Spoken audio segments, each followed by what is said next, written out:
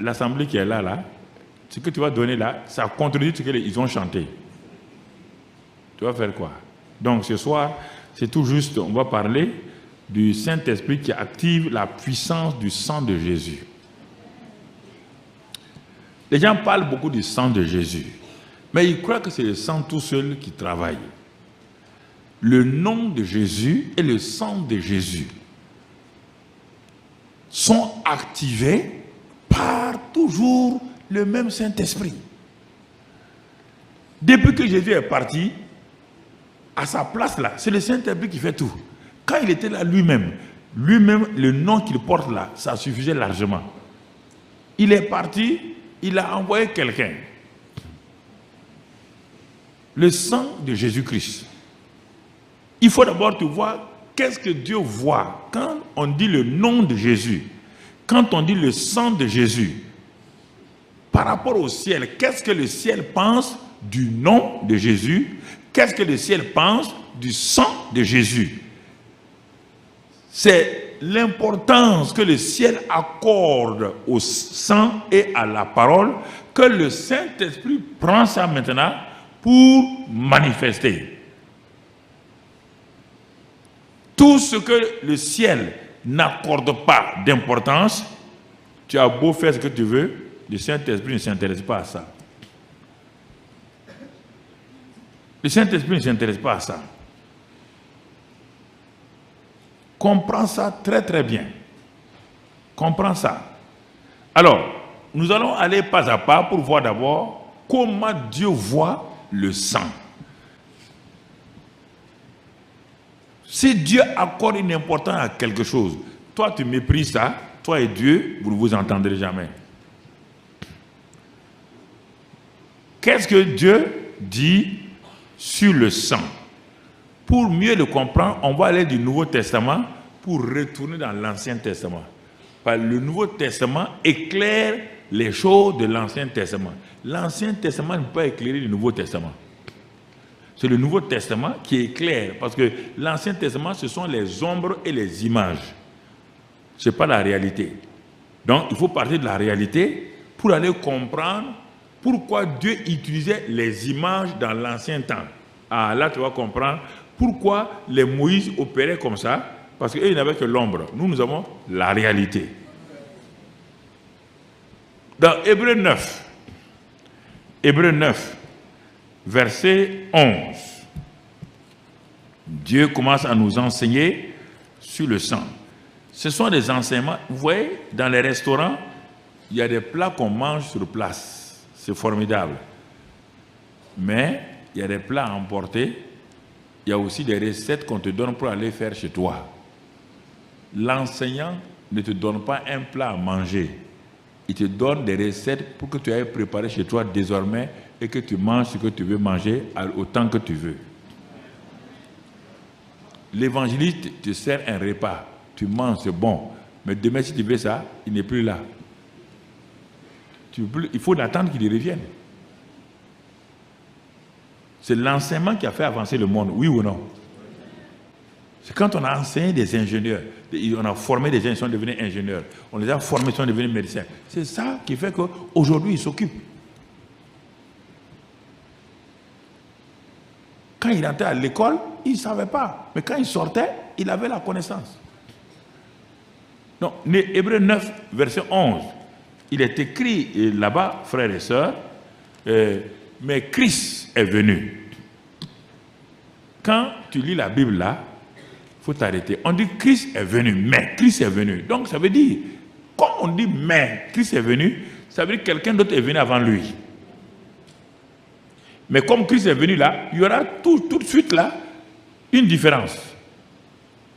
Mais Christ est venu. Ah, il est venu. Qu'est-ce que tu veux nous dire? Il dit il est venu comme souverain sacrificateur des biens à venir.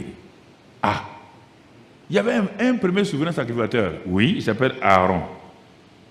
Mais qu'est-ce qu'il a fait? On nous présente un autre souverain sacrificateur. Regarde le nouveau souverain sacrificateur. Regarde-le ce qu'il fait. Tu vas voir combien il est plus important qu'Aaron. Il est venu Et pour les biens à venir, il a traversé le tabernacle plus grand et plus parfait que celui de qui? De Moïse et de Aaron. Et ce tabernacle-là, troisième élément, qui n'est pas construit de main d'homme. Or, le tabernacle de Moïse est construit de main d'homme. Ah, donc tu es en train de comprendre. C'est-à-dire qu'il n'est pas de cette création. Alors que le tabernacle de Moïse est de cette création. C'est avec les produits de cette création-là, avec les voiles qu'il a créés. Mais le tabernacle dont on parle et le souverain, lui, c'est autre chose. La suite, mon frère, il est dit, et il est entré une fois pour toutes dans le lieu très saint. Or, les gens au temps de Moïse rentraient une fois par an. Mais lui, il est rentré une fois dans le lieu très saint. Il est rentré comment? Dans le tabernacle de Moïse, on rentrait avec le sang des boucs et des taureaux. Est-ce qu'il va utiliser le sang des boucs et des taureaux pour rentrer? Non. On te dit, il est rentré dans le lieu très saint, non avec le sang des boucs et des veaux, mais avec son propre sang. Et puis il a obtenu quoi? Une appropriation pour un an. Comme au temps de Moïse, les péchés étaient couverts pendant un an. Mais lui, il a obtenu quoi? Une rédemption éternelle. Ah, donc à partir du Nouveau Testament, tu vas comprendre rapidement maintenant l'Ancien Testament. Que l'Ancien Testament là, si l'Ancien Testament a pu opérer et que ça c'est éternel, pourquoi on utilise le mot éternel deux fois? Pourquoi on utilise ce mot éternel là? Tu comprends? Alors au verset 14, on utilise le verset 14, tu vas comprendre pourquoi le mot éternel est là. Il dit, alors, combien plus? Il dit, sur le sang des boucs et des taureaux. Bon, va au verset 13 pour qu'ils comprennent. Voilà. Car si le sang des taureaux et des boucs, écoutez, et la cendre d'une vache répandue sur ceux qui sont souillés dans l'Ancien Testament sanctifie et procure la pureté de la chair. Regarde, dans Lévitique, là, le Yom Kippour, là, quand on faisait ça, et quand sur le bouc vivant, Aaron posait ses mains sur le bouc et il mettait les péchés de tout le peuple. Tu t'imagines, tout le peuple est là. Un seul homme appelé Aaron, il a amené le premier bouc, son sang, dans le tabernacle.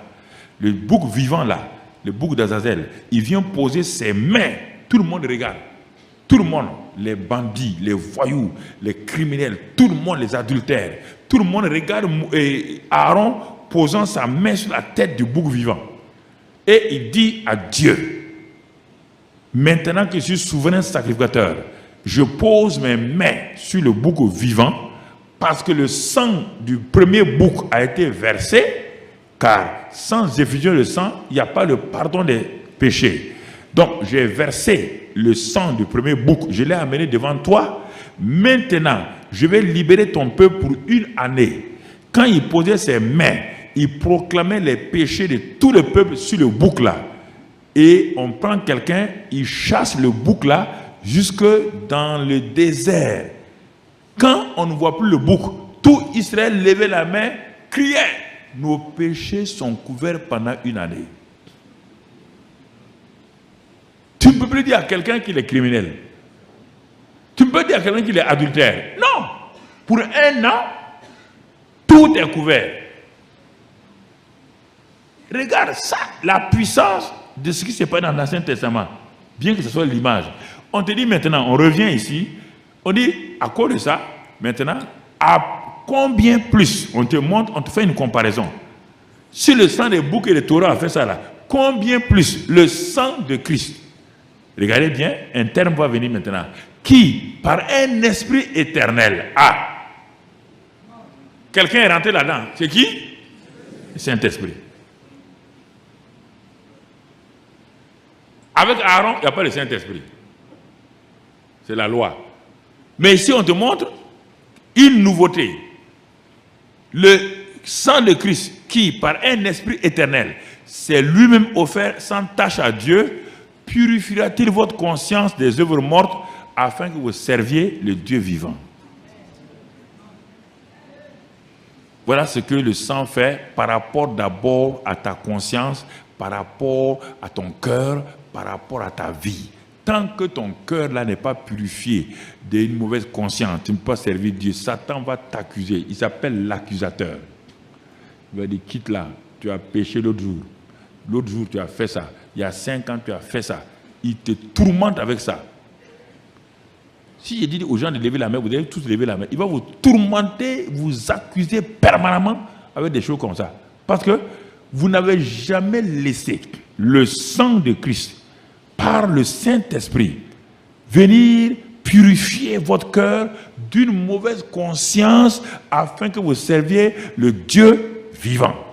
Alors qu'Israël, le sang des boucs n'enlevait pas le péché, couvrait seulement le péché, couvrait, mais ils étaient contents, ils avaient confiance, ils partaient et ils étaient imbattables. Et toi, par un esprit éternel, il s'est offert. Et tu continues à être comme ça. Bah, tu n'as pas compris quelle est l'importance du sang. Mais pourquoi Dieu dit c'est le sang là qui fait tout ça? Pourquoi il met l'accent sur le sang? Il faut te poser la question. Et la Bible informe la Bible. La Bible parle la Bible. La Bible explique la Bible. Pourquoi Dieu met l'accent sur le sang dans l'Ancien Testament et sur le sang dans le Nouveau Testament? Allons voir dans Hébreux 10, verset 29. Hébreux 10, verset 29. Hébreux 10, verset 29. Regardons, il dit, quand Moïse donnait ce sang-là, et si quelqu'un venait, il méprisait le sang des taureaux là, il dit la personne mourait avec une mort atroce. On n'a pas vu ce verset-là. Mais maintenant il dit, la suite là, de quel pire châtiment pensez-vous que sera jugé digne celui qui aura foulé aux pieds le Fils de Dieu, hein, qui aura tenu pour profane le sang de l'alliance, et tout de suite là on va arriver à la troisième chose, par lequel il a été sanctifié et qui aura outragé l'esprit de la grâce. Si tu méprises le sang, tu as outragé l'esprit de la grâce. Et si tu outrages l'esprit de la grâce, le Saint-Esprit, qui va venir à ton secours? Le sang, tu as beau dire dans Apocalypse 12, verset 1, nous l'avons vaincu, le Saint-Esprit, tu n'as rien vaincu. C'est moi qui opère, c'est moi qui active le sang. Et tu m'as outragé. Est-ce que vous voyez? C'est lui qui aura outragé l'esprit de la grâce. Non, le Saint-Esprit est partout. Le nom, c'est lui qui active, qui donne la puissance. Le sang, c'est lui. Ce n'est pas parce que je dis, par le sang, nous avons vaincu. Non, ça c'est... Tant que tu n'honores pas le Saint-Esprit, il n'agit pas. Il n'agit pas. L'esprit de la grâce. Toujours dans l'Épître aux Hébreux, c'est l'Épître qui reprend tout l'Ancien Testament pour montrer les réalités de l'Ancien Testament. C'est l'Épître aux Hébreux qui fait le résumé de toute la vie de l'Ancien Testament pour montrer la différence entre le Nouveau Testament et l'Ancien Testament. Oh, toi, tu n'aimes pas lire ça. Tu n'aimes pas lire. Comment tu vas avancer? Tu n'aimes pas lire ça, Hébreu là. Tu trouves que c'est difficile, hein? On te montre les avantages de l'un et de l'autre régime. Il y a deux régimes, l'ancien régime et le nouveau régime. Hébreux 12, verset 24. Regardez, maintenant on va commencer à comprendre. Il dit, 24, il dit, le sang de Jésus, c'est Jésus qui est le médiateur de la nouvelle alliance et du sang de l'aspersion qui parle mieux que celui d'Abel. Ah, on va commencer à voir. Le sang parle, oui. Le sang de l'aspersion, non, tu restes sur le verset 24. Le sang de l'aspersion qui parle mieux que le sang d'Abel. Alors, pour comprendre que le sang de Jésus parle, et on te dit qu'il parle mieux que le sang d'Abel, retourne pour voir est-ce que le sang d'Abel a parlé et comment ça a parlé. Retournons dans Genèse. C'est comme ça qu'on étudie la Bible. Allons dans Genèse. Il ne faut pas dire oui, non. Il faut aller. On dit que le sang de Jésus parle mieux que le sang d'Abel. Genèse 4, verset 9. Genèse 4, verset 9. L'Éternel dit à Caïn, où est ton frère Abel? Abel répondit, je ne suis pas, suis le gardien, je ne sais pas, suis le gardien de mon frère. Regarde comment il parle mal à Dieu. Hein? Suis le gardien de mon frère. Mais écoutez ce que Dieu va dire. La suite. Dieu dit, qu'as-tu fait? La voix du sang de ton frère crie de la terre jusqu'à moi. Ok, commencez à comprendre quelque chose. Quand tu tues quelqu'un, Dieu dit que le sang de cet homme-là crie de la terre jusqu'au ciel. Je vais te donner un témoignage pour que tu comprennes. Un jour, une femme disait, ma fille est là, vraiment, elle n'arrive pas à avoir de mari, elle n'arrive pas à avoir de ceci, elle n'arrive pas à avoir de cela, il faut prier, prier, prier, prier. Bon, on a dit, on va prendre une journée de jeûne et prière pour voir. Il y a une sœur là qui dit, bon, la sœur a payé après la fille là. Elle dit, bon, maman, tu as prié, non, pour ta fille? Elle dit, oui. Jeune fille, tu as prié? Elle dit, oui. Qu'est-ce que Dieu vous a dit? Elles ont dit, Dieu ne nous a rien dit. Il dit, assois-toi bien, jeune fille. Assois-toi bien, maman. Tu dis que ta fille n'arrive pas à se marier là. Quand on priait là, Dieu a ouvert nos yeux. Et on a vu le ciel. Il y a 12 bébés qui sont au ciel, qui crient à Dieu. Cette femme-là, elle nous a tués par l'avortement sur la terre. Quand la fille a entendu ça, elle est tombée, pam, évanouie. Sa mère dit, ah non, ma fille a avorté 12 fois, oui. Il y a 12 enfants qui crient là-haut. Leur sang la crie.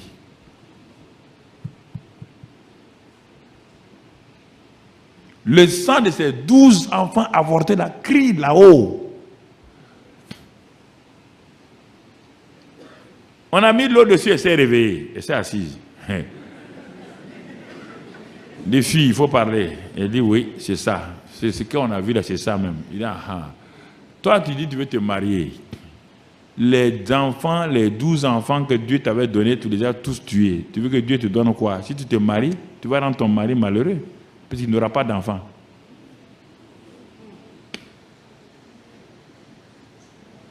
Il n'aura pas d'enfants. Il y aura bagarre.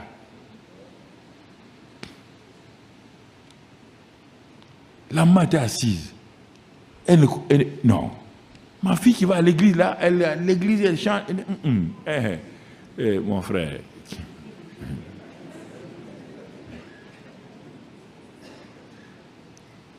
Le sang des enfants l'a crié. On te dit ici que le sang d'Abel crie. Quand tu veux invoquer le sang de Jésus, sois d'abord sûr qu'il n'y a pas de sang qui crie contre toi.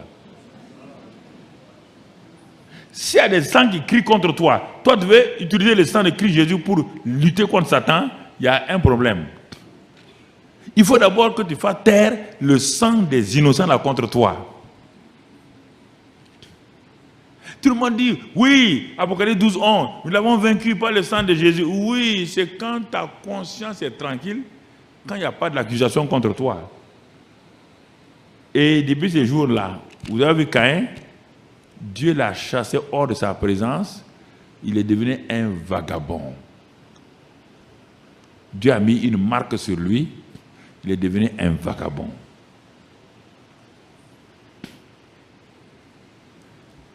Pour manifester, utiliser la puissance du sang, il faut d'abord que le Saint-Esprit, toi et le Saint-Esprit, vous soyez en communion. Et qu'il ait balayé de ta vie toutes ces choses-là. Donc, tu comprends? On dit le sang de l'aspersion. Donc, on asperge le sang. Premier mot. Comment on asperge le sang? Maintenant, on va entrer comment l'Ancien Testament aspergeaient le sang pour nous apprendre le naturel avant de venir dans le spirituel. Comment ils aspergeaient? Parce qu'eux, ils vivaient naturellement. Ils n'étaient pas nés de nouveau. Dieu leur donnait le Saint-Esprit à 3 groupes de gens, les prophètes, les sacrificateurs et les rois. Le peuple n'était pas né de nouveau, le peuple n'a pas le Saint-Esprit. C'était des gens naturels, des gens naturels. À cause d'Abraham seulement, ils avaient une faveur. Et regardons comment ils vont faire. Malgré ça, comment Dieu, avec leur connaissance là, Dieu va leur montrer l'importance du sang. Et on va le voir dans, mon frère, ma soeur, dans Hébreux 11, versets 28 et 29. On va le voir dans Hébreux. Et ensuite, quand on va retourner dans Exode, tu vas comprendre. Si on voit dans Hébreux, tu vas mieux comprendre ce qui s'est passé dans Exode là. C'est le Nouveau Testament qui révèle la réalité du... C'est par la foi que Moïse fit la Pâque, vous voyez bien, et l'aspersion du sang, afin que l'exterminateur ne touchât pas au premier-né des Israélites. On a parlé de l'aspersion du sang avec Jésus. Mais on va dans la première fois que l'aspersion du sang a commencé, on retourne là-bas pour voir comment ça s'est passé. La Bible résume ce que Moïse a fait. Mais on va voir le détail dans Exode. Allons dans Exode 12 et au verset 22. La Bible explique la Bible. C'est ça. Si tu prends seulement un testament, tu seras à moitié, du moins c'est à moitié, tu auras une connaissance de moitié, donc ça ne va pas fonctionner. Exode 12. Donc ce qu'on a vu dans Hébreu là, on va le voir son détail dans Exode. Comment ça s'est passé? Dieu dit, quand vous allez tuer un agneau pour la famille, vous allez prendre ensuite un bouquet d'hysope. Vous allez mettre le sang là dans un seau. Il faut bien écouter. Parce qu'après, quand tu vas partir chez toi là, tu vas vouloir faire les choses, tu vas dire, ah, mais qu'est-ce que le pasteur Kanami nous a dit même? Satan a déjà volé tout. Mais Jésus t'a dit, la parabole du semeur. Je ne sais pas pourquoi les gens, quand tu viens pour écouter la parole de Dieu, sache que tu es un des groupes des paraboles du semeur. Jésus dit que le semeur a sémé. La semence est tombée le long du chemin. Ça, c'est quoi? C'est les cœurs qui viennent à la réunion, ils s'intéressent. Bon, quand il va prier pour nous, tant, ils n'écoutent pas la parole. Quand ils sortent là, il dit les démons ont avalé toute la parole. Et ils s'en vont à la maison sans rien. Ça ne marche pas. Il ne faut pas venir à une réunion pour t'attendre à la fin que quelqu'un prie pour toi. Dieu ne sera pas d'accord. Tu méprises sa sémence. Il n'est pas d'accord. Jésus a donné les quatre sols. Donc tu comprends? Donc il te dit ici que quand ils ont tué l'agneau, ils ont mis le sang dans le bassin. Ils vont prendre maintenant l'hysope, c'est-à-dire qu'un ensemble de fleurs, un bouquet de fleurs. Ils vont faire quoi? Ils vont tremper l'hysope là dans le sang qui est dans le bassin, et ils vont toucher le linteau et les 2 poteaux de la porte avec le sang qui sera dans le bassin. Ce sont des enfants. Ils ne sont pas nés de nouveau. Il faut que Dieu explique terre à terre. Terre à terre. Ils ne peuvent pas comprendre. Leur intelligence n'est pas renouvelée. Ils ne sont pas nés de nouveau. Ils ne sont pas une nouvelle créature. Donc, c'est pourquoi Dieu utilise des choses naturelles pour leur expliquer. Un agneau qui symbolise Jésus, on le tue entre les 2 soirs. Jésus sera, donc, il sera crucifié, et c'est entre les 2 soirs qu'il va rendre l'âme, et l'esprit à Dieu, et l'âme pour le... Ensuite, vous prendrez une hysope, c'est-à-dire qu'un bouquet de fleurs, vous allez tremper dans le sang là, vous allez mettre dans vos maisons. Comme Dieu n'habite pas dans les maisons, ceux qui habitent, vous allez mettre sur les poteaux de vos maisons là. Quand vous allez mettre le sang là-bas, vous resterez, vous allez entrer dans la maison là, et vous ne sortirez pas. Quand Dieu dit quelque chose, toi tu n'as pas dit le contraire, tu as un problème. Et vous ne sortirez pas jusqu'au matin. Pourquoi Dieu dit ça? Regardez maintenant, chacun doit faire sa part. Et Dieu va faire sa part. Dieu ne viendra pas faire sa part quand tu n'as pas fait ta part. Dieu vient quand toi tu as obéi. La suite, quand l'Éternel passera pour frapper l'Égypte et verra le sang sur le linteau et sur les deux poteaux, l'Éternel passera par-dessus la porte et il ne permettra pas aux destructeurs d'entrer dans vos maisons pour frapper. C'est étrange, hein? Dieu, tu ne places pas des anges? Non, il dit il ne place pas des anges. C'est ça l'évangile. C'est ça l'œuvre de la croix. Il dit que les gens ne comprennent pas. Les Romains ont dit c'est bête. Les Hébreux ont dit c'est pas intelligent. Les Grecs ont dit ils ont dit non, la croix ça ne veut rien dire. C'est la même chose ici. Un intellectuel comme Moïse, on lui dit de faire ça là. Si le gars n'a pas été changé au buisson ardent, s'il n'a pas rencontré Dieu au buisson ardent, il allait dire, en Égypte, nous on faisait tout ça là. Oui, mais Dieu, tu veux nous faire du paganisme là. Mais le gars a été renouvelé au buisson ardent. Il a été renouvelé là. Et maintenant il va obéir. Sans se poser des questions. C'est parce que tu veux poser des questions à Dieu. C'est pas que tu laisses les gens venir t'impressionner. Que c'est pas comme ça qu'on fait. C'est comme ça qu'on fait. Que l'autre fait comme ça. Dieu dit, ok, si c'est l'autre qui fait comme ça, va faire, on va voir. Moïse a donné des ordres à chaque père de famille. Même ceux qui n'étaient pas contents. Moïse leur dit, ok, si vous n'êtes pas content, ne mettez pas le sang. Mais ce qui est sûr là, demain matin, tous vos premiers-nés là, c'est leur cadavre. Il dit, je passerai. Moi, je passerai. Mais avant moi, le destructeur va passer. Il va passer. Vous ne pouvez pas l'empêcher.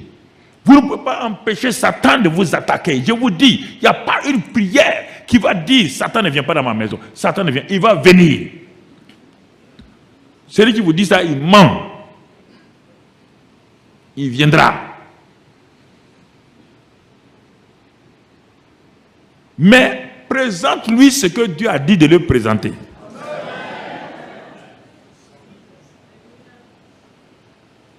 Mais Dieu, comment l'ange de la mort, on va présenter du sang mis sur nos maisons là, simplement, il n'y a pas autre chose. Dieu dit, ça c'est mon mystère à moi.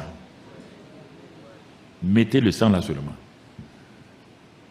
Il dit, quand je verrai, le sang sera un signe dans vos vies. Quand je verrai le sang, je vais passer. Quand le destructeur, l'ange de la mort verra le sang, il ne pourra même pas rentrer chez vous. Il va venir, hein, mais il ne pourra pas rentrer. À minuit, l'ange de la mort a commencé par le camp d'Égypte. Ils sont dans deux camps. Ils sont dans un camp de l'autre côté, l'Égypte de l'autre côté. Les Égyptiens sont dans la grande ville et tout, et ils sont dans les prairies parce qu'ils sont des bergers. Brusquement, du côté de la maison de Pharaon, l'ange de la mort est arrivé. Le premier-né de Pharaon, le premier-né de ses animaux, tout. Ces gardes-corps qui étaient là, s'ils étaient les premiers-nés de leur famille, brusquement, le palais royal de Pharaon était rempli de cadavres. Avec toutes les armes, avec tout. On a protégé le fils. Son premier-né est mort. Les gardes qui étaient là, qui étaient premiers-nés, sont morts. Les ministres qui étaient là, qui étaient les premiers-nés, sont morts. Toute personne qui servait Pharaon, qui était premier-né, ils sont morts. L'ange a visité chaque maison. Chaque maison d'Égypte avait minimum un cadavre. Cadavre d'homme, cadavre d'animaux. Qui va aider l'autre pour enterrer? Tout le monde a son cadavre. Et quand l'ange de la mort a bu ce sang-là, il est tellement excité qu'il se tourne vers le camp du peuple de Dieu. Il dit, ça c'est des païens, boire leur sang là ce n'est rien. Je veux boire le sang de ce peuple-là. C'est ça que Satan veut. Je veux boire leur sang. Il attaque la première maison. Dans ces maisons-là, il y a des enfants voyous, il y a des enfants menteurs, il y a des adultères. Mais ils sont sous quoi?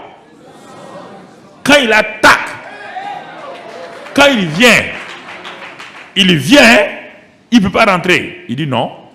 Deuxième maison, il ne peut pas rentrer. Il voit les gens là-bas, ils sont là-bas. Ce sont des menteurs, des voleurs. Il ne peut pas. Il a tout fait, tout le camp. Même pas un chat, même pas un coq n'est mort.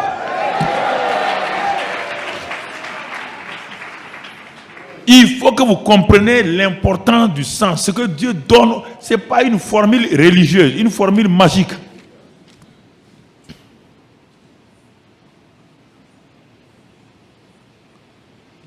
Ce n'est pas une formule magique. Quand le matin ils sont sortis, ils ont entendu dans le camp de l'Égypte des pleurs. Et dans leur camp là, des rires. Ils ont dit Moïse, mais ton Dieu là, il est bizarre, hein? Sans armes, sans rien. Personne n'est mort chez nous. C'est ça le mystère du sang, de la Pâque. Écoute-moi. Si le sang d'un taureau animal, d'un bouc animal, a pu protéger contre le même ange de la mort qu'on appelle Satan là, et aucun Israélite n'est mort, et le sang de Jésus. Mais est-ce que tu crois ça? C'est ça le problème. Tu crois ça? Mais pourtant il rentre. On dit qu'il va venir. On dit qu'il rôde, cherchant. On n'a pas dit que pour les chrétiens, c'était un rôdeur. Il ne peut pas rentrer. Il faut que tu lui ouvres une porte pour qu'il rentre. Sinon, là où le sang est appliqué, tu as été racheté par le sang, tu es sous le couvert du sang, et si toi-même tu l'appliques tous les jours, il ne peut pas rentrer. Il te donne l'histoire. Comme tu n'es pas dans les déserts, tu n'es pas dans les parties où il y a le sable, je vais te donner le récit d'un commerçant donc, qui était dans nos régions là, qui faisait du commerce de sel et tout autour avec des ânes et des chameaux. Il partait de ville en ville dans la partie nord désertique là, mais c'était un chrétien. Comme il dormait en plein désert, en pleine brousse là, la nuit, il dit à tous ses employés avec lui là, nous allons tracer la haie de protection du sang de Jésus autour de nous. Les employés ne comprenaient pas. Il disait, il proclamait, il aspergeait, il traçait une ligne là, une ligne autour d'eux. Il dit que tout le monde, les marchandises, les animaux, il traçait une haie vive. Il dit que tout le monde soit dans ce cercle-là. Et puis lui me fait le tour, j'asperge le sang de Christ Jésus. Je dresse maintenant une muraille, comme Job le faisait pour ses enfants, avant qu'ils ne soient attaqués. Je dresse une muraille du sang de Christ Jésus autour de toute l'équipe pour que nous soyons protégés. Or, en même temps, il y a des voleurs, un groupe de voleurs, ils ont vu, ils voulaient attaquer ces gens-là. Ils ont laissé vers 1h, 2h du matin. Les voleurs là sont venus et ils ont entouré. Et puis ils avançaient maintenant, puisqu'ils sont couchés en plein air. Ils avançaient. Arrivés à un certain nombre de mètres, tous les voleurs là autour là ne pouvaient plus avancer. Écoute là, écoute, il ne faut pas te passionner. Je suis en train de donner des clés simples. Ils ne pouvaient pas avancer. Ils ont dit, on ne comprend pas, il n'y a rien, mais on ne peut pas avancer. Maintenant, le chef des bandits là, il dit, on ne veut même pas savoir, on ne veut même plus voler l'homme là, on veut savoir quel est son secret. Ils ont fait comme ça pendant 3 nuits. Rien. 4e nuit maintenant, ils ont continué parce que le voleur là, et tous étaient intrigués. Ils ne veulent même plus voler. Ils veulent savoir comment dans un désert, dans un espace vide, on dirait à une vitre. Le 4e jour, ils ont dit on va venir encore. Ils sont venus. Ils ont fait le tour, ils ont fait le tour, ils ont fait le tour. Quand ils ont fait le tour, arrivés dans un endroit là, il y a un espace vide. Ah. Avant, ils n'ont jamais vu ça. Ils sont rentrés par l'espace vide là. Ils sont allés réveiller le commerçant. Il a eu peur, il dit, on ne veut pas te tuer, on veut savoir quel est ton secret. Pourquoi aujourd'hui, il y a un espace vide par lequel nous avons pu rentrer. Ça fait 4 jours on te suit, on ne peut pas rentrer. Ah, le commerçant dit, aujourd'hui là, on était fatigué, puis il y a eu des mésententes entre les employés là. Quand on s'est couché, on n'a pas fermé tout. J'ai dressé la muraille, mais comme il y a eu mésentente entre les uns, ils ne se sont pas pardonnés. On s'est couché avec ça, donc on a donné accès à l'ennemi.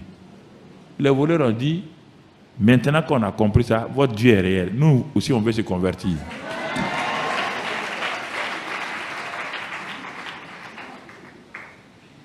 Écoutez, frères, le sang, on dit le sang d'Abel est monté parler à Dieu. Moïse a mis ce sang-là. C'est ce sang qui a été appliqué là. Regarde bien, quand ils ont appliqué ce sang-là, 40 années, les vêtements ne sont pas usés. Les chaussures ne sont pas usées. 40 années, ils ont vu des exploits et des exploits à cause du sang d'un agneau. Quand on parle du sang, les gens s'amusent avec ça. Non. Les gens s'amusent avec ça.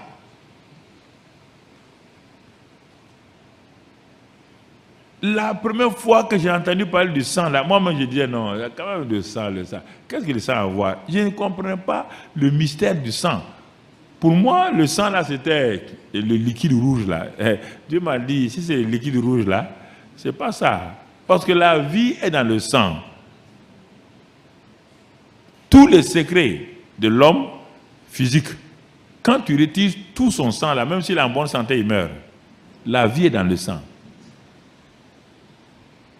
Alors, c'est là que j'ai commencé à voir pourquoi Dieu met l'accent sur le sang en relation avec le Saint-Esprit.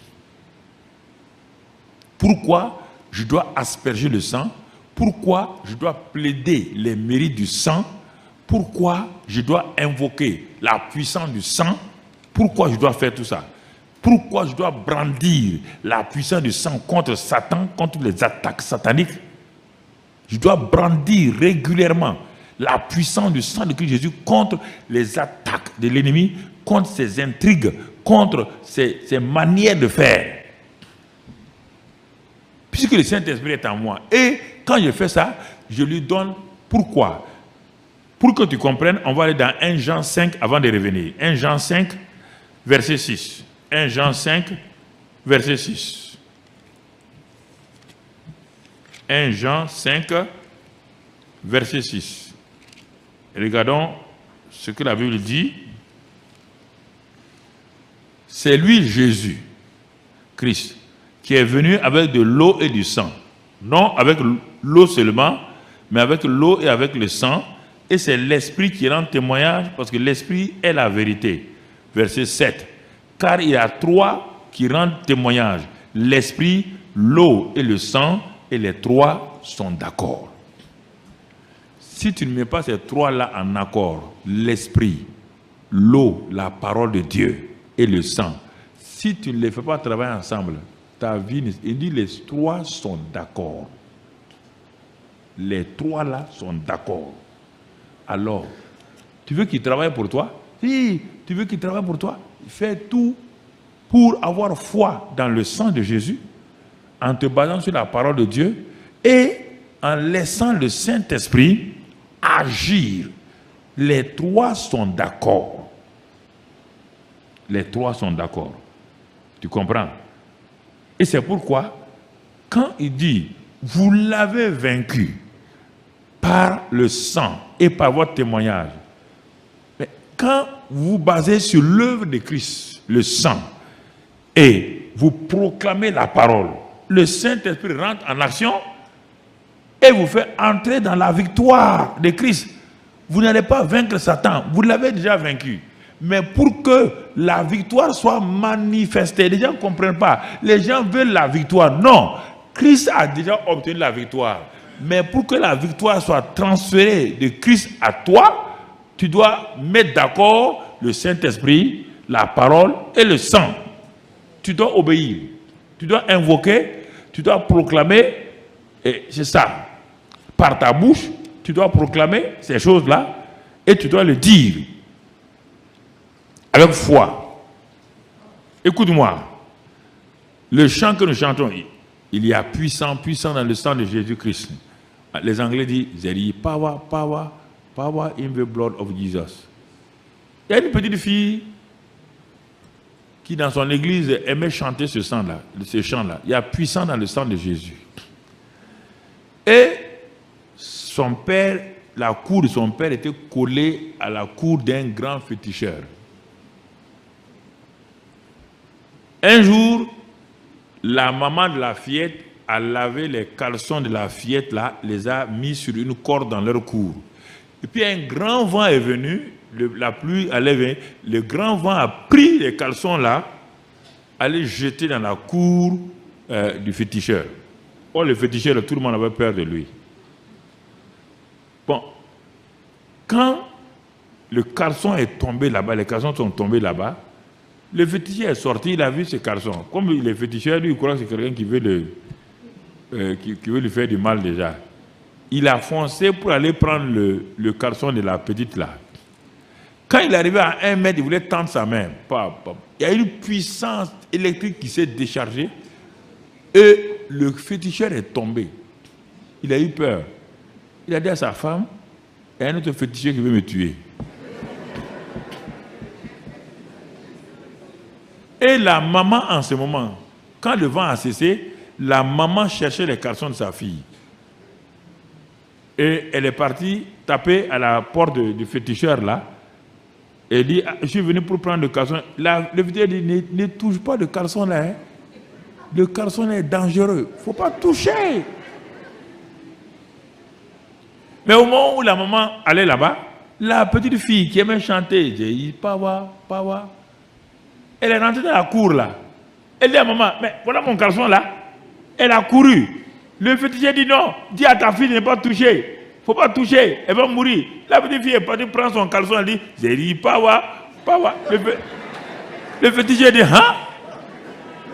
Donc nous on est en train de faire des fétiches et une petite fille vient nous démontrer comme ça là. Elle dit, ah, donc votre Jésus est vrai, hein? Votre Jésus est vrai.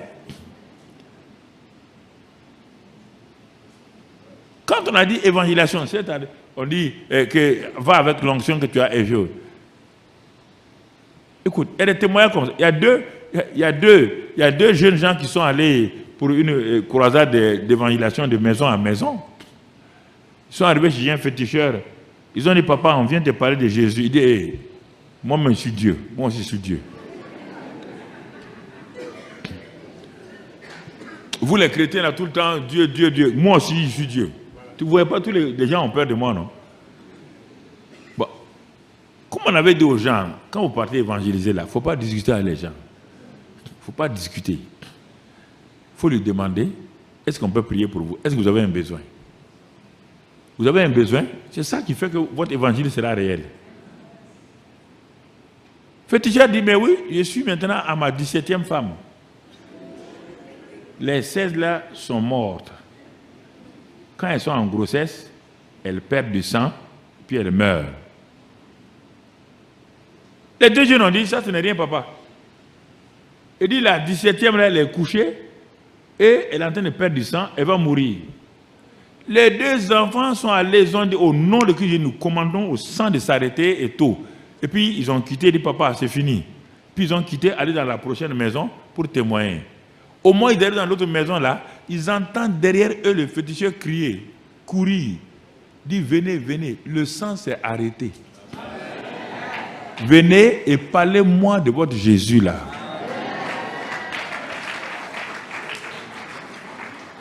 C'est ça qu'on appelle Le surnaturel pratique et simple. Il faut aller. Les gens veulent que Dieu fasse le surnaturel ici. C'est pour faire quoi? Toi, tu es chrétien, tout le monde est chrétien. Va chez tes voisins, va sauver les âmes. Ne demande pas, ne discute pas les gens. Des discussions inutiles de religion. Ça va finir par la bagarre. Et quel est votre besoin? Quel est votre besoin? Ah, moi j'ai des sinusites là, ça ne finit pas, ça me rentre ici. J'ai une migraine qui ne finit pas. Bon, est-ce qu'on peut prier pour vous? On peut prier pour vous? Oui. Prie. Tu prends au nom de Christ Jésus. Tu es dans l'évangélisation. Glorifie ton nom, Seigneur. Et tu pars. 3 ou 4 jours après, le type te dit, ah, mais votre affaire là, ça marche. Hein? C'est comme ça qu'on fait de l'évangélisation pratique. Ce n'est pas en discutant avec les gens. Pas aller insulter les gens. Vous allez faire bagarre inutilement. Ne parlez pas de religion. Ne présentez pas de religion. Est-ce qu'on peut vous parler? Non, non, non. Ben, est-ce qu'on peut prier pour vous? Tout le monde accepte ça. Est-ce qu'il y a un besoin? On peut prier pour vous? Il y a un problème dans la maison? Oui, oui. On peut prier? Oui. Priez. Et puis partez. Et puis partez, frères et sœurs. Vous avez entendu parler de tsunami là? Ceux qui ont échappé au tsunami, le tsunami venait sur une maison d'un couple chrétien. Les vagues la montaient. Il s'est arrêté, il a dit, par le sang de Jésus-Christ, je couvre ma maison. Le tsunami, les vagues là se sont divisées en 2. Allez comme ça, allez sur les autres maisons, et quand ils sont sortis, ils ont vu des cadavres partout. Même pas une seule goutte d'eau sur leur maison. Est-ce que vous avez foi dans l'œuvre achevée de Christ? Est-ce que vous avez foi dans le sang de Christ? Est-ce que vous avez foi que lorsque vous invoquez, vous aspergez le sang par la foi, le Saint-Esprit va être à l'œuvre pour manifester cela? Ça, c'est des leçons pratiques. C'est des choses pratiques. Tant que tu n'expérimentes pas ça là, tu vas faire quoi? Jésus, Dieu est puissant. Ça, ça ne veut rien dire. Tout le monde dit Alakabon, Alakabon. Alakabon, Aboyen. C'est Jésus qui est puissant, mon ami. Ça, c'est des paroles au hasard. Dieu est grand, Dieu est grand. Ça, tout le monde dit Dieu est grand. Manifestez. Montrez la réalité. Et vous ne pouvez pas le faire, il n'y a que deux armes principales, le nom et le sang. Les dons spirituels, le Saint-Esprit les fait comme il veut, mais vous avez 2. Vous avez la parole de Dieu, le premier témoin, vous avez le Saint-Esprit, deuxième témoin, vous avez le nom de Christ Jésus, les 3 témoins, et maintenant, le nom de Christ Jésus. Parce que Jésus n'est pas là. Quand tu dis au nom de Christ Jésus, le Saint-Esprit se présente. Il dit, que veux-tu? Tu as appelé Jésus, non? Je suis là. Il dit, mais ce n'est pas toi. Non, moi j'opère au nom de Jésus. Il n'est pas là sur la terre. C'est moi qui suis sur la terre. Quand tu appelles son nom, c'est moi qui opère ici. Voici la simplicité de la vie chrétienne. Si tu comprends ça, tu es tranquille. Tu comprends ça, tu vas te fatiguer. Aller ici, à gauche, à droite. Rien ne s'est passé là. Si tu comprends ces choses et tu vois l'expérience du surnaturel dans ta maison, tu vas comprendre. Tu vas comprendre. Tu as acheté un terrain, ça ne fonctionne pas. Les gens s'en vont dans les bureaux, ça ne fonctionne pas. Ils ont acheté un terrain et les sacrifices qui ont été faits là-bas, ils n'ont jamais sanctifié le terrain. Maintenant, des gens déménagent. Un couple a déménagé à ses enfants dans une maison en France. Ils ont donné une chambre à un des enfants là. Chaque nuit, à 1h du matin, il y a des cris dans la chambre là. L'enfant là tremble, il sort en vitesse. Les parents ont tout fait. Ils sont allés se renseigner. Ah, les gens ont dit, quand vous êtes venu pour prendre la maison, on ne vous a pas dit la vérité. La chambre où votre enfant dort là, c'est une chambre où les gens se sont suicidés là-bas. Il y a un esprit de mort qui est là-bas. Mais quand on vous a loué la maison, personne ne vous a dit la vérité. Mais qu'est-ce qu'il faut faire? Il faut aller sanctifier la maison. Et ils ont prié, ils ont mis le sang de Christ pour faire taire les autres voix. Quand ils ont mis les enfants dans la maison, là, la nuit, là, c'était un calme. Les enfants ont dormi sans problème. Il y a plein de choses comme ça dans vos maisons. Les choses ne vont pas. Vous ne cherchez pas la cause.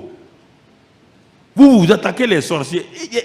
Si votre maison a été, votre sol a été déjà vendu par quelqu'un est mort, on l'a enterré là-bas. Il y a longtemps, les sols pour nos grands-pères, ils ont fait des sacrifices humains. Vous n'avez pas sanctifié. Vous êtes venu construire votre maison. Rien ne marche. Vous êtes tout le temps malade. Vous arrivez quelque part, vous êtes malade. Vos enfants sont malades. Et vous vous asseyez, on ne comprend pas. Tu ne comprends pas? Demande, renseigne-toi. Le sol là, qu'est-ce qu'on faisait là-bas avant? La maison là, qu'est-ce qu'on faisait avant? Ils vont te dire, ils ne vont pas te parler, ceux qui t'ont vendu. Mais tu vas savoir ce qui... Mais tu n'as pas sanctifié. Arrête-toi sur le sol là et parle. Quand on a acheté le centre là, le terrain là, on nous a donné le terrain du moins. Mais il y avait des petits tombeaux, il y avait des serpents et tout. Qu'est-ce qu'on a fait? J'ai amené tout le peuple là, on a fait le tour du terrain. On a fait la marche par la foi. On a amené l'onction d'huile. Ça, il fallait montrer aux gens. Et on a proclamé, on a brisé le joug, on a détruit tout esprit de mort, comment on appelle, de meurtre, comment on appelle, ceux qui se tuent là, de suicide, tout ça là. On a pris autorité sur ça. On a marché, parlé, proclamé, on a mis le sang. Il y avait un marabout qui était là où il y a Impact TV. Un marabout était là-bas. Tous les gens venaient consulter, les grands et les petits. Et quand on a commencé à construire, il a dit qu'il ne veut pas voir quelqu'un, une voiture, devant sa porte. J'ai dit à nos gens, quand deux verbes se suivent, l'un se met à quoi? Il dit, attendez, d'ici 2 ou 3 ans, il va comprendre. Je vais saturer de l'atmosphère là par la parole de Dieu. 3 ans après, Dieu est mon témoin, il est venu, il a vu le pasteur Éloi, notre responsable des finances, qui veut me voir. Le pasteur Éloi dit, mais pourquoi? Il dit, mais tu ne veux pas que quelqu'un vienne chez toi? Il dit, non, non. Que lui, là, il dit, depuis quelques mois, est-ce que vous voyez des voitures encore? Éloi dit non. Il dit, j'ai perdu toutes mes forces. Toutes mes forces. Quand il est venu dans mon bureau à son ami, il dit, asseyez-vous. Il dit, je vous ai dit non. Il y a 3 ans, j'ai dit, ou toi tu pars ou nous on part. Mais nous, on sait qu'on va rester. Bon, qu'est-ce que tu veux? Il dit qu'il n'a pas à manger. Il dit, mais comme tu n'es pas chrétien, tu peux partir à la mosquée? Il dit, oui, je suis parti, on ne m'a rien donné. J'ai dit, mon ami, il n'y a rien de mauvais là, ils ne m'ont rien donné. Il dit, mon ami, attends, écoute-moi très bien. Ton terrain là, tu vas à combien? Ta maison où tu es là, moi je vais acheter ça. Je vais te donner l'argent, tu vas te dégager d'ici. Mais il a donné le prix. J'ai dit à Éloi, on achète le terrain demain. Il voulait partir, j'ai dit, mais ce n'est pas fini. Hein. Maintenant que tu as perdu, tu vas accepter Jésus comme sauveur. Ah, il était là, il regarde son ami. Il dit, non, non, il faut confesser. Hein. Je l'ai amené, il a confessé. Il a déménagé, c'est là qu'on a construit Impact TV. Tout le quartier était étonné. Il dit, le marabout est parti. Il dit, ça, ce n'est rien ça. Ce n'est pas ma puissance, c'est la puissance. Vous jouez avec, Dieu vous donne des choses, vous jouez avec ça, vous partez prier, vous jouez. Non! Le sang de Jésus, vous l'avez invoqué et ça ne marche pas. Vous avez invoqué, Dieu vous dit, vous l'avez vaincu par le sang et par la parole. Et vous dites que vous n'avez pas vaincu. Donc, il y a un menteur parmi vous. Ou c'est Dieu ou c'est vous. Mais déjà, je dis c'est vous.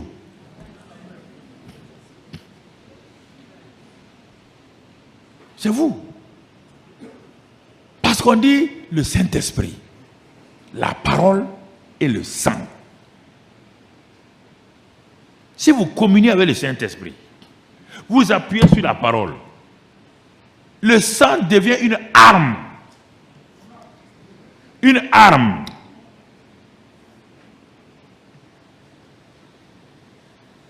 Je donne ce témoin-là pour vous aider. Une fille n'arrive pas à se marier et ces grandes sœurs qui sont mariées là sont toutes revenues à la maison. Les maris les ont laissés et sont venus à la maison. Les parents étaient découragés. La dernière n'arrive pas à se marier et celles qui sont mariées sont toutes revenues à la maison. Quel est le père qui va accepter ça? Quelle est la mère qui va accepter ça? Ce sont des chrétiens. Mais ils ne connaissent pas ces choses-là. La fille a commencé à entendre parler du sang de Jésus-Christ. Des prières de feu par le sang. Elle est partie à la maison. Elle a dit à papa, maman, il dit non, il y a une autre manière de prier. Tout le temps, on est en train de prier notre Père qui est aux cieux là. Notre Père qui est aux cieux là, il n'y a rien. Il est descendu. Il y a le feu. Il faut mettre le feu. Il faut prier, mettre le sang. Le sang sur toute la maison. Et la petite fille a commencé à prier comme cela. La première nuit où elle a fait sa première veillée de prière, en parlant du sang, en aspergeant le sang sur chaque maison, tout le quartier, et les esprits mauvais qui viennent en brandissant le sang contre les esprits mauvais, contre les mariages de ses sœurs et son propre mariage, le lendemain matin, leur grand-mère était venue du village, elle habitait avec eux. La grand-mère a dit, mais quelle prière toi tu fais maintenant? Et tout le monde prie ici, notre Père qui est aux cieux. Hein? Toi tu dis, hier nuit, je n'ai pas pu dormir, tu dis le sang de Jésus, le sang, c'est quelle prière? Hein? La fille dit, maman, je suis en train de faire ma prière. Elle a continué, deuxième nuit, troisième nuit. La grand-mère s'est levée. Elle dit à la petite fille là et aux parents là, toi tu veux tuer quelqu'un dans la maison là.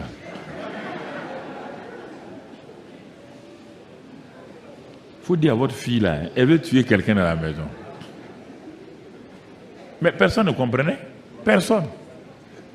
Elle a continué une semaine. Une semaine. Un matin, tout le monde s'est réveillé. La grand-mère ne se réveille pas. On est parti frapper à sa porte, son cadavre est là. Et son cadavre est là.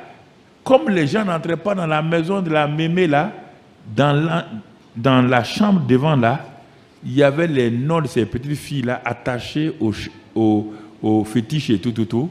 C'est elle qui, par sa sorcellerie, a fait couper le mariage de ces petites filles là et empêcher l'autre là.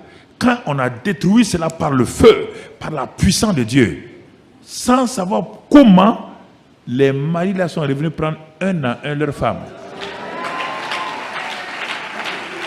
Non. Ça, c'est des réalités. À l'hôtel Ivoire, ici, j'ai eu ce cas-là ici. J'étais à l'hôtel Ivoire, j'étais venu prêcher. On m'a amené une dame d'une haute classe à l'hôtel Ivoire. Elle est rentrée s'asseoir. Il dit, mais madame, il y a un problème. Vous avez quel problème? Il dit, attendez, je vais prier. J'ai prié. Il dit, ah, je vois, votre cour est près d'un barrage. Bon, moi, c'est la lagune. Il dit, là-bas. Il dit, oui, qu'elle vient de tel, ceux qui habitent donc près des lagunes, là. Il dit, écoutez-moi, c'est pas fini. Vous avez eu 3 fiancés, vous n'êtes jamais arrivé à vous marier. Vous avez environ 40 ans. Il dit, oui. Comment vous savez? Il dit, c'est pas fini. Vos sœurs sont toutes à la maison. Il dit, ah, pasteur. Il dit, ah, c'est ça qu'on appelle le Saint-Esprit. Il dit, il y a un esprit qui te bloque, qui t'empêche de te marier, et c'est un esprit de mort qui est contrôlé. L'esprit de mort est venu contrôler toute là. Il dit, si c'est faux, comme vous êtes intellectuel là, elle était maquillée bien là, bien. Hein? Il dit, asseyez-vous. Asseyez-vous. Elle s'est assise sur la chaise là. Je me suis tenu. J'ai ouvert la porte, hein, comme c'est à l'hôtel Ivoire là. J'ai dit à un de M. Chevalier qui était avec moi, il dit, mets-toi là-bas. Quand il va crier, on ne peut pas croire que le pasteur est venu pour violer une femme ici. faut venir rapidement. Quand je me suis levé, j'ai dit, esprit de mort, au nom que je te commande. Elle est devenue raide. Sa langue est sortie. Ses yeux devenaient blancs. Heureusement que je suis habitué. Sinon, ça, je dis, Seigneur, tu as vu, elle va mourir entre mes mains. Quand j'ai vu ça, Satan veut m'impressionner pour dire, elle va mourir, hein? C'est fini pour toi. Tu vas faire toute ta vie en prison en Côte d'Ivoire. Il te dit ça rapidement, en quelques secondes. J'ai dit, esprit de mort, tu sors. Je commande, c'est moi qui suis en commandement ici. Tu sors. Elle a fait, Et puis elle s'est assise. Il dit, c'est pas fini ma fille. Il y en a 16 qui suivent. Et leur chef, c'était l'esprit de mort. Comme lui, il est parti, les autres vont partir. J'ai pris un à un. Quand c'est fini, tout son maquillage, c'est devenu le tableau de Rembrandt. C'est devenu un tableau. Toute la peinture, c'est tout. On dirait un tableau qu'on peut vendre à 1 million.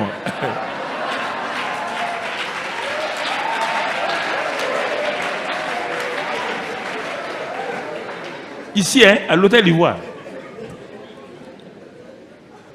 Elle me dit, il y avait tout ça en moi. Petite femme, comme je dis, mais ce sont des esprits, ce n'est pas des éléphants, c'est des esprits. Il dit, il y avait un homme qui avait 2000 démons, mais il n'a pas grossi. On peut avoir 3000 démons sans grossir. Ce sont des esprits. Il dit, ce soir-là, je suis à l'hôtel communal, Cocody, là. Tu connais, il dit, oui.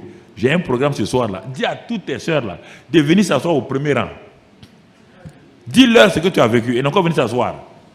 Elles sont venues, je les ai vues, comme je les ai vues, je connais elles, ils étaient assis là, du côté droit, à l'hôtel communal Cocody là. Je prêchais là-bas avant. C'était un programme de Jem Kakou, à l'époque. J'ai prié pour eux. Il dit, c'est fini, vos maris vont revenir. Le sang de Jésus, là où il est, le Saint-Esprit aime ça. Le Saint-Esprit aime ça, mon frère, ma soeur. Bon, on a déjà dépassé l'heure.